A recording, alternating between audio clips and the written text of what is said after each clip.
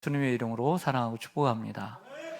저에게 주어진 금요기도의 시간마다 올해는 기도에 대한 설교, 기도에 대한 메시지를 전하고 있는 가운데 오늘은 목회적 필요에 따라서 병든 자를 위한 기도를 여러분들에게 드리고자 합니다.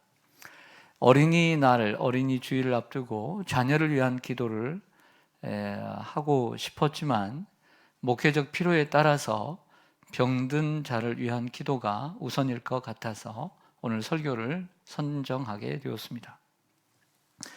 예수님의 동생 야고보는 편지의 끝자락에서 기도에 대한 격려를 성도들에게 해주고 있습니다.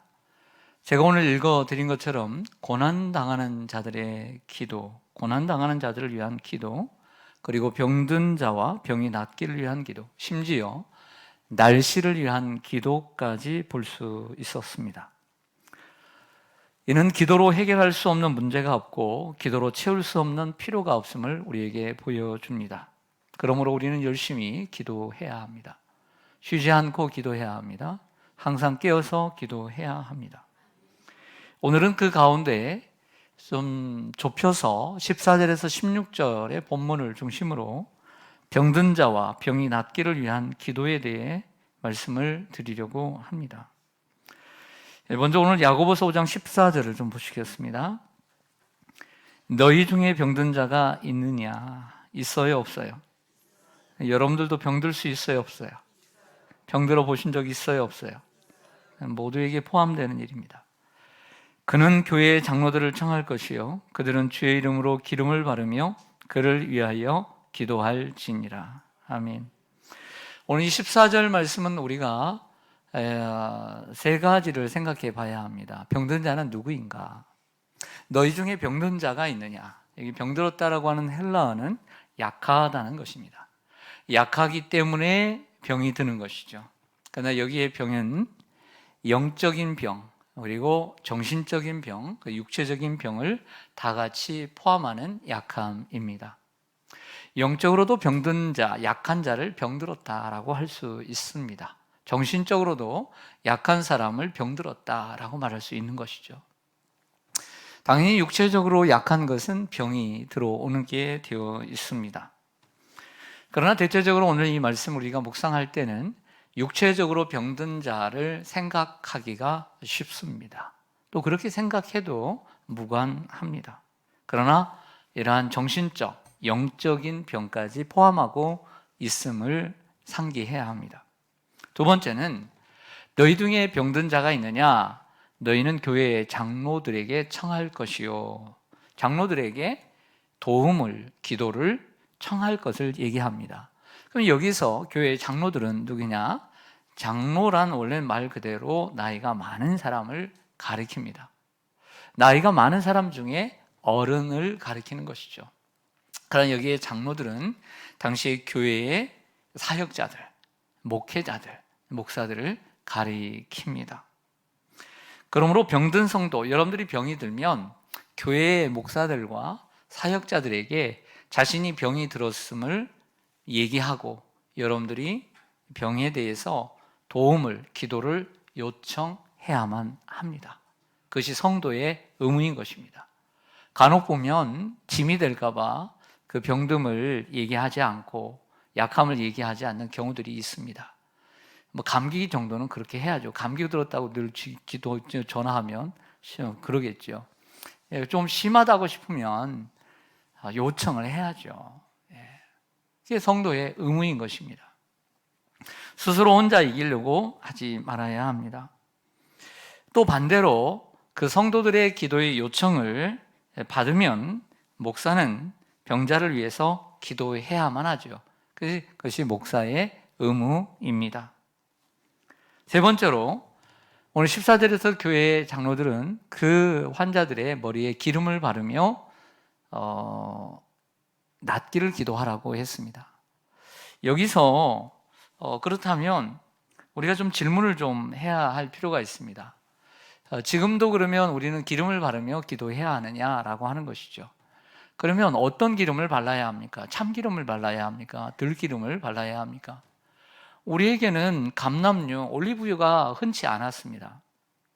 그러니까 우리에게 가장 흔한 것은 참기름, 들기름이겠죠. 네.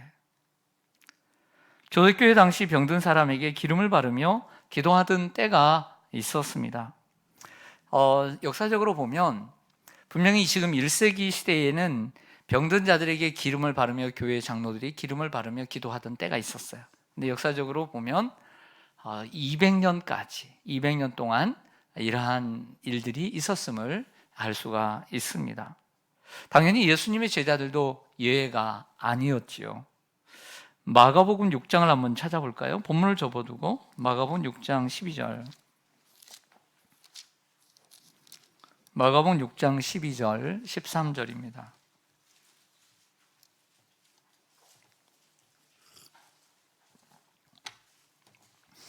예수님께서 12명의 제자를 세상에 보내시면서 그 제자들이 이렇게 나갑니다. 12절, 13절 같이 읽습니다. 시작.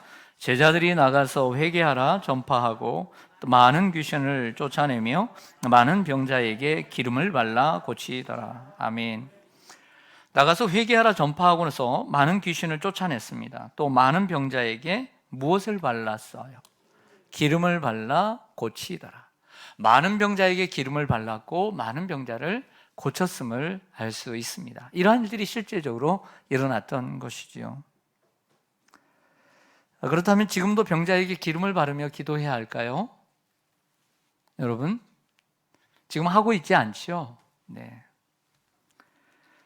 1세기, 2세기 당시, 지금부터 2000년 전에는 환자들에게 기름을 바르면서 어떤 기름이라고 나와 있지 않죠. 어떤 기름인지 모르지만 기름을 바르며 머리에나 환부에 기름을 바르고 위에서 기도하는 것이 관행이었습니다.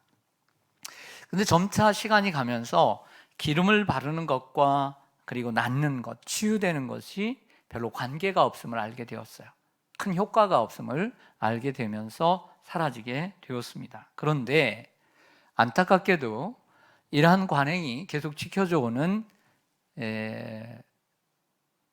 종교가 있습니다. 그것은 바로 교황주의자들인 천주교회, 그리고 형식을 천주교를 담고 내용은 기독교를 담고 있는 대한성공회, 이러한 성공회가 이 기름 바르는 관행을 성례로 만들어 사용하고 있습니다. 천주교회에서는 초기에는 이것을 가리켜 종부성사라 했습니다. 원래 예수님께서 우리에게 명령하신 성사는 세례와 성찬, 이 두 가지의 성례만이 있는데 천주교회는 7가지 성례를 정하고 있습니다. 성경이 말하지 않는 것을 자꾸 하려고 하죠, 천주교는. 천주교에서는 이것을 종부성사라 했는데 제2 바티칸 공회 이후에는 이를 병자성사라고 부르고 있습니다.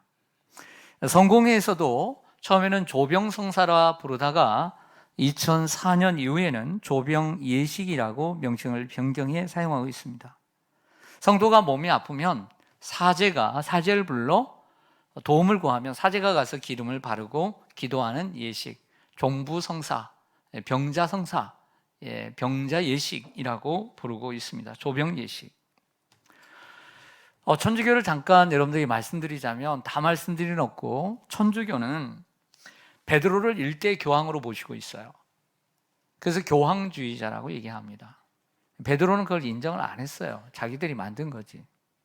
그 이유는 뭐냐면 예수님께서 천국 열쇠를 베드로에게만 주었다라고 생각하기 때문이에요. 마태복음 16장의 말씀을 잘못 오역하고 해석한 거죠. 그리고 천국과 지옥 사이에 연옥이라는 것이 존재하는데 천국과 지옥에 가는 사람보다 연옥에 가는 사람이 더 많다고 여깁니다. 그러면 지옥에 가지 않고 천국에 가지 않고 연옥에 가 있는 사람들은 어떻게 천국과 지옥으로 결정되어지느냐? 막판에는 이 땅에 남아있는 가족과 성도들이 그를 위한 기도와 헌신과 헌금을 통해서, 그 열심을 통해서 천국으로 올라갈 수도 있고 내려갈 수도 있다는 교리를 만들었어요. 이게 천주교예요. 이탈리아 로마시에 가보면 바티칸이라고 하는, 지금은 이렇게 하나의 나라로 구성되어 있지만 로마시의 바티칸이라는 곳에 가면 바티칸에 교황이 거주하는 집과 함께 성 베드로 대성당이 있습니다. 그것이 바로 베드로가 주 65년에 네로 치하의 때에 순교를 당했던, 십자가에 거꾸로 못 박혀 죽었다라고 추정하는 지역이 바로 바티칸입니다. 그래서 그곳에 성 베드로 성당을 지었습니다. 천주교는 베드로와 무척 가깝습니다. 그러나 베드로는 그렇게 생각하지 않고 있지요. 지금도 천주교는 병자들에게 기름을 바르고 있는데요, 그 병자들에게 기름을 바르는 이유는 병자들 치료하기 위해서가 아니라 병들어 사람이 죽기 직전에 선종하기 직전에 사제가 그곳에 가서 기름을 바르는 것으로 변질되었어요. 근데 야고보는 기름을 바르는 것을 병자들을 치료하기 위해서 발라라고 했지 죽기 전에 발라라고 하지는 않았어요. 이렇게 변질되었습니다. 그렇게 사용하고 있는 것이 천주교의 이러한 종부성사, 병자성사입니다. 그렇게 하는 이유는, 지금도 그렇게 하는 이유는 병든 자를 고치기 위해서가 아니라 초대교회 사도들이 베드로가 그렇게 했을 것이다 라고 믿었기 때문에, 그 사도들이 행했기 때문에 지금도 행하는 거예요. 그러나 야고보는 죽기 전에 바르라고 하신 것이 아니라 그 병든 자를 낫게 하기 위해서 발라라고 했습니다. 이는 교황주의자들은 병든 자에게 기름을 바름으로 죄의 잔재를 제거하고 영혼이 공중 권세 잡은 자와 더 잘 싸울 수 있도록 하기 위한 것이라고 합니다. 하나의 허풍에 불과한 거죠. 오늘 14절의 말씀을 정리를 합니다. 먼저 병든 자가 누구냐? 영적으로, 육체적으로, 정신적으로 약한 자. 그러면 장로들은 누구냐? 교회 지도자들. 그럼 기름 바르는 것은 무엇이냐? 당시에 2세기까지 진행되었던 관행이다. 그럼 현재는 진행되어야 하는가? 그럴 필요가 없다. 이것이 답입니다. 병자에게 기름을 바르며 기도할 필요가 없습니다. 왜 그럴까요? 왜 그럴까요? 지금 하지 않기 때문에. 병자들에게 기름을 바르며 기도하지 말아야 합니다. 이것은 마땅한 일입니다. 왜냐하면 병든 자를 치료하고 구원하는 것은 직접 기름을 쭉 그 사람의 머리에, 환부에 발라서 구원을 받고 낫는 것이 아니라 그를 위해서 하나님 앞에 간절히 기도함으로 낫기 때문에 기름을 바르지 않아도 되는 거예요. 할렐루야. 기름을 바르는 것이 중요한 것이 아니라 기도를 통해서 그 영혼이 낫기 때문에 기름을 바르는 것이 필요가 없는 거예요. 이해가 돼야 안 돼요? 되죠? 어떤 행위로서. 열왕기하 5장에 보면 나하만 장군이 와서 어떤 기대를 하냐면, 내가 이웃나라의 아람이라는 나라의 2인자인데 내가 나병에 걸렸어요. 그냥 뭔가 좀 액션을 취해 주기를 바랬던 거죠. 나와서 절도 하고 선물도 받고 같이 식사도 나누고 사람 대접도 받고, 그리고 환부에 좀 안수도 하고 물도 좀 붓고 그러기를 바랬던 것이죠. 사람들은 그래요. 뭔가를 해주기를 바라는 거죠. 그러나 주님은, 하나님께서는 그런 방법이 아닌 그들의 강보다도 좁고 그리고 깨끗하지 못한 요단강에 가서 7번 몸을 씻음으로써, 행위가 아닌 순종으로써, 하나님의 말씀에 대한 순종으로서 낫게 하는 방법을 가르쳐 줬던 거예요. 그런데 사람들은 자꾸 지금도 뭘 원하는 거죠. 백부장은 자신의 하인이 중풍병으로 몹시 괴로워할 때에 예수님께 가서 간구할 때에 예수님이 가서 고쳐주리라 하셨지만, 다만 이곳에서 말씀으로만 하옵소서. 그러면 내 하인이 낫게 싸움나이다. 이렇게 말씀했던 거죠. 그래서 이보다 더 큰 믿음이 없다라고 했던 것입니다. 그러므로 병든 자를 구원하고 치료하는 것은 기름을 바르는 행위에 있는 것이 아니라 믿음의 기도에 있기 때문인 거예요. 할렐루야. 그러므로 믿음의 기도로 넘어갑니다. 15절입니다. 같이 한번 읽어주시기 바랍니다. 시작.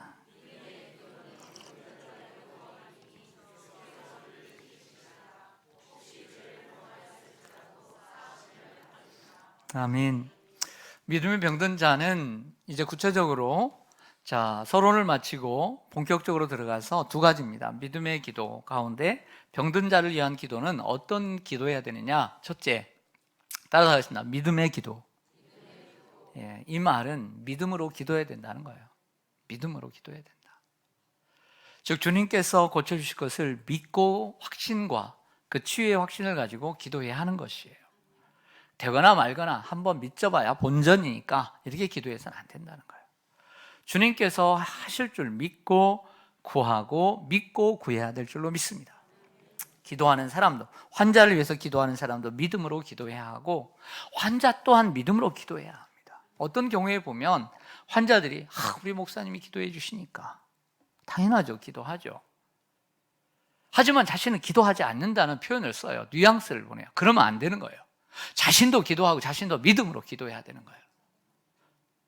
믿음이 없는 사람도 정말 그 상황 가운데 너는 한번 믿는 사람이니까 나를 위해서 기도해줘. 그럴 때 당신도 기도하라고. 나도 위해서 기도하지만 함께 기도할 때 더 큰 역사가 일어난다고 기도해야 합니다. 믿음의 기도는 회복과 치유를 확신해야 합니다. 왜냐하면 오늘 말씀해 보면 믿음의 기도는 병든 자를 구원하리니 주께서 그를 일으키시리라. 믿음으로 기도해야 합니다. 주께서 일으키실 것을 믿고 구원해 주실 것을 믿고 구해야 합니다. 예수님께서 공생의 3년 동안에 수많은 병자를 고쳐주셨습니다. 몇 명인지 잘 모르죠. 그들을 고쳐주셨을 때 예수님의 능력과 권한으로도 고쳐주신 적이 있지만 대부분은 내 믿음이 너를 구원하였느니라. 내 믿음대로 될지어다. 이렇게 말씀하셨어요. 상대방이 믿음이 있는 것을 보시고 구원해 주셨던 것입니다. 모든 병이 죄로부터 오는 것은 아니지만 오늘 야고보의 말씀을 보면 죄로부터 오는 병이 있음을 알 수 있습니다. 너희가 죄를 구하라 그랬습니다. 죄가 아닌 잘못된 생활 습관 혹은 많은 스트레스로 병은 올 수 있습니다. 그러나 죄로부터 올 수도 있기에 자신을 살피고 서로 죄를 고백할 필요가 있습니다. 그 요한복음 5장에 보면 예수님께서 베데스다 연못이라는 곳에 38년 된 병자를 고쳐주신 사건이 있습니다. 아시죠? 그리고 난 후에 며칠 후에 그 병든 자를 만나주셨습니다. 만나시고 난 다음에 요한복음 15장 14절에 보니까 뭐라고 말씀하시냐면 보라, 내가 나았으니 더 심한 것이 생기지 않게 다시는 죄를 범하지 말라. 이 말은 어떤 특별한 죄가 그 사람의 질병의 원인이었음을 말해주고 있는 것이죠. 그러므로 우리는 병이 생겼을 때 우리 자신을 돌아보지 않을 수가 없습니다. 그것이 꼭 죄로부터 온 병이 아니라도 혹이라도 죄로부터 온 병일 수도 있기 때문에 우리는 우리 자신을 돌아보며 기도해야 합니다. 병든 자를 위한 기도는 믿음의 기도로 구해야 될 줄로 믿습니다. 믿음으로 구해야 합니다. 두 번째는 의인의 간구입니다. 따라서 하겠습니다. 의인의 간구. 병자를 위한 기도는 의인의 간구여야 합니다. 16절입니다. 16절. 같이 한번 읽겠습니다. 시작. 그러므로 너희 죄를 서로 고백하며 병이 낫기를 위하여 서로 기도하라.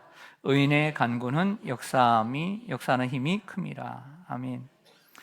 병든 자를 위한 기도는 믿음의 기도, 믿음으로 구하는 기도일 뿐만 아니라 의인의 간구여야 합니다. 기도하는 사람은 기도에 응답받는 사람, 병든 자를 위한 믿음의 기도는 의인의 기도여야만 합니다. 그리고 참으로 기도하는 사람은 의인이어야 합니다. 자, 이 말은 기도하는 사람은 의인이어야 한다는 말은 우리 모두가 아무 죄도 없고 흠도 없는 그런 의미에서 의인이어야 한다는 것이 아니라 복음적인 의미에서 의인이라는 것입니다. 16절 하반절은 즉 의인의 간구는 역사하는 힘이 큼이라. 이 본문은 앞에 병든 자를 위한 기도 14절과 15절과 연관지어서 해석할 수도 있지만 오늘 이 16절의 하반절의 말씀은 다음에 나오는 엘리야의 본문이 17절과 18절과 연관지어서 생각할 수 있는 본문입니다. 다만 오늘 16절이 의인의 간구는 역사하는 힘이 큼이라는 이 구절을 16절의 서기관들이 16절의 포함을 위로시켜 버렸기 때문에 위의 본문과만 연관시켜 볼 수가 있다라고 생각되어지는데 그렇지 않다는 거예요. 이건 서기관들이 나누기 때문에 의인의 간구는 역사하는 힘이 큼이라는 것을 17절로 내려버리면 당연히 많은 사람들은 엘리야와 연관되어서 해석을 했을 거예요. 그러므로 위에만 해석하려고 하는, 연관지어서 해석하려고 하는 실수를 범하지 말아야 합니다. 더더욱 아래 부분과 연관지을 때 더 자연스럽습니다. 엘리야의 기도. 엘리야 선지자는 절대적인 의미에서 의인이 아니었습니다. 절대적인 의미에서 의로운 자가 아니었습니다. 이렇게 말하고 있기 때문이죠. 엘리야도 우리와 같은 무엇이 같다? 성정이 같은 사람이라. 간접 죄인이라는 거죠. 하지만 엘리야는 당시 죄악이 만연한 북이스라엘 아합 시대에 죄를 미워하고 자신의 신앙을 지켰던 구별된 삶을 살아갔던 의인이었어요. 그래서 왜 나만 하나님 남았습니까? 이런 얘기를 많이 했던 것이죠. 그러나 하나님은 너뿐만 아니라 너 외에 이처럼 의인을 많이 남겨두었다라고 말씀하셨습니다. 의인의 간구는 무엇입니까? 죄가 없는 간구가 아니라 거짓이 없는 간구를 얘기하는 것입니다. 우리 시편 66편을 한번 찾아보겠습니다. 시편 66편.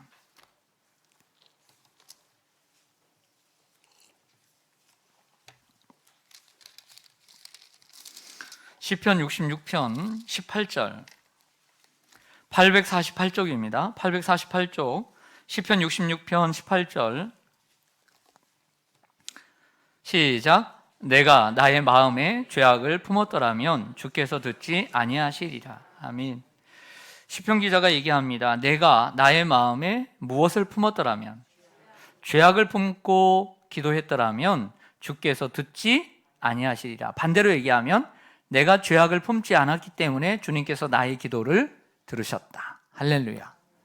죄악을 품고 기도하면 주께서 듣지 않으십니다. 그리고 또 깨끗한 그릇이 있어야 주님이 주고 싶어 하시죠.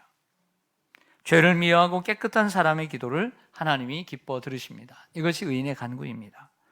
또한 의인의 간구는 하나님께 마음을 쏟는 간절한 기도임을 엘리야가 보여줍니다.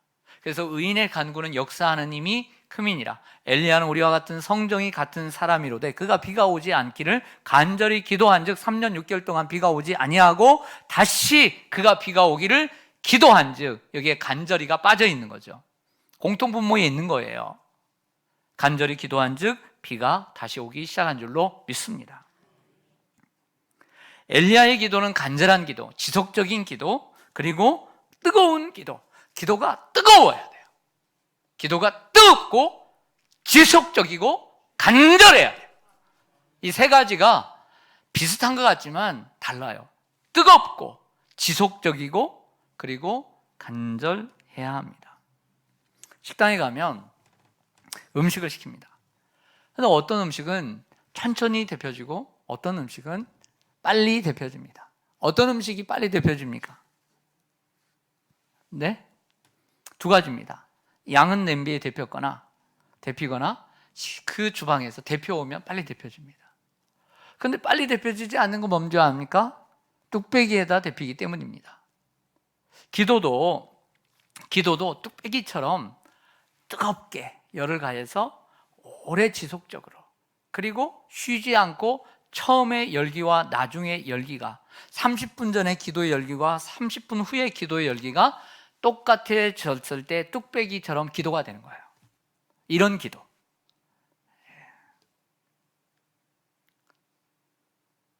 시편 145편을 찾아볼게요. 시편 145편 18절 19절입니다. 시편 145편 18절 19절 여호와께서는 자기에게 간구하는 모든 자, 곧 어떻게 간구하는 모든 자에게 가까이 하셔요? 진실하게 간구하는 자, 의인의 기도예요. 그는 자기를 경외하는 자들의 소원을 이루시며 또 그들의 부르짖음을 들으사. 하나님은 자기를 경외하는 자들의 소원을 이루어 주세요. 누가 경외하는지 마음을 다하는지 입만 딸싹딸싹하고 마음은 딴 데에 있는지 아세요. 경외라는 것은 속과 겉이 똑같은 거예요. 겉과 속이 똑같이 뜨거운 거. 경외하는지를 아는 거, 그 경외하는 자의 소원을 이루시고 부르짖는 자의 그 가까이 하시는 것, 이것을 보게 해줍니다. 19절에 보면 또 그는 자기를 경외한 자들의 소원을 이루시며 그들의 부르짖음에 들으사 구원하시다. 부르짖는 거예요. 이런 기도가 간절한 기도입니다. 저를 보시죠. 그리고 좀 웃어주세요. 좀 저한테 기분 나쁜 것처럼 그러지 말고, 그러면 그 한 분이 전체를 흐려요. 전체를 흐려. 왜냐하면 내 마음을 흐리면 여러분들 모두 다 흐리게 돼 있어. 이런 생각 좀 하세요. 저 목사님이 나 때문에 좀 그러면 설교하다가 근심이 차면 모든 분들에게 영향력이 있으니까 선한 영향을 끼치기 위해서는 여러분들이 그처럼 웃으면, 밝게 열심히 들으면 모든 사람이 영향력을 끼치는 축복의 통로가 되는 거예요. 그래서 여러분들은 청중이기 이전에 설교자예요. 할렐루야. 설교자라니까요. 설교를 돕는 설교자라니까요. 그럼 평소 때 여러분들은 설교자를 돕는 것 같아요? 안 돕는 것 같아요? 그건 저만이 알아요. 여러분들이 판단하지 마세요. 제가 점수 먹여볼까요? 그러면 고치겠어요? 그럼 점수 먹여줄게요. 정말 먹여줄게요. 그런 분이 원하신다면. 어떤 대답을 받거나, 저희 목사님 제가 설교할 때 도움이 되는 사람인가요? 그렇다라고 한다면 정말 내가 어떤 빵점이든 50점이든 90점이든 어떤 대답을 받아도 나는 고칠 의향이 있다라고 생각하신 분들은 저한테 문자를 주세요. 그러면 제가 내용 증명 보내드리고, 그리고 아무 얘기 안 하겠다 하고 제가 보내드리겠습니다. 그런 의향이 있으면. 자, 간절한 기도, 의인의 간구는 간절한 기도예요. 사실 오늘 사랑하는 우리 성도들 중에 아픈 분들이야 늘 많이 있지만, 한 주간 동안 너무 많이 무겁게, 우리의 마음을 무겁게 하는 분들이 있어서 또 그분들을 위해서 기도하고 싶어서 오늘 병든 자를 위한 기도를 선택을 한 것입니다. 우리는 남유다의 13번째 왕인 믿음 좋은 히스기야 왕을 기억합니다. 그가 어떤 죄를 지었는지 잘 모르지만 이사야 시대인데 병들어 죽게 되었습니다. 그 소식을 듣고 히스기야는 어떻게 합니까? 얼굴을 벽으로 향하여 보고 그리고 하나님께 기도합니다. 이 말은 왕이면 못할 게 없어요. 가진 게 많아요. 누구한테 시키면 다 해줘요. 싫어도 해줘요. 하지만 벽을 향했다는 것은 오직 하나님만을 바라보겠다라고 하는 마음의 의지를 표현하고 있는 거예요. 그리고 통곡하며 기도합니다. 얼마 시간이 지나지 않았어요. 하나님. 근데 이사야 선지자를 다시 불러요. 야, 그 전에 잠깐 기도를 소개하는데 이 히스기야의 기도가 성경에 3번이나 등장해요. 이 똑같은 기도가 놀랍죠. 기억하라고. 뭐라고 기도하냐면, 하나님, 내가 하나님 앞에 행한 진실과 전심으로 행한 것을 기억해 주세요. 이렇게 말할 수 있어요. 내가 하나님 앞에 진실함과 전심으로 행한 것을 기억해 주세요. 얼마나 진실되게 주님 앞에 행했으면, 얼마나 전심을 다해서 주님을 사랑했으면 이런 말을 할 수가 있어요. 하나님께서 이사야 선지자를 불러서 말합니다. 내가 가서 말해라. 내가 네 기도를 들었고 내 눈물을 보았노라. 내 수완의 15년을 내가 더하리라. 할렐루야. 의인의 역사는, 의인의 간구는 역사함이 크다고 했어요. 반대로 얘기하면 의인이 아닌 사람들의 간구는 역사함이 작아요. 여기에 역사란 히스토리를 얘기하는 것이 아니라 워크, 일을 얘기하는 거예요. 응답을 가리키는 거예요. 응답. 기도의 응답. 의인의 간구는 역사함이, 응답이 크다는 거예요. 그럼 반대로 의인이 아닌 보통 사람들의 간구는 응답이 작다는 말을 대변하는 거예요. 그러니까 모든 사람의 기도가 똑같은 게 아니에요. 응답이 큰 기도가 있고, 큰 사람이 있고, 응답이 작은 사람, 없는 사람의 기도도 있음을 인정해야 돼요. 엘리야는 의인이었고 그의 간구는 의인의 간구였습니다. 그 어지러운 죄악이 가득한 시대에 구별된 기도였어요. 또 히스기야 기도 또한 의인의 간구였고 간절한 간구였기에 역사가 크게 일어난 것입니다. 성도 여러분, 하나님은 죽이기도 하시고 살리시기도 하십니다. 하나님 우리의 생명의 주관자이시기 때문입니다. 때가 되면 사실 우리는 100년도 못 살고 우리가 주님 앞에 서야 합니다. 그러나 병들었을 때 포기하는 것보다 병들었을 때 기도해야 하는 이유는 우리의 질병의 이유를 다 모르기 때문이에요.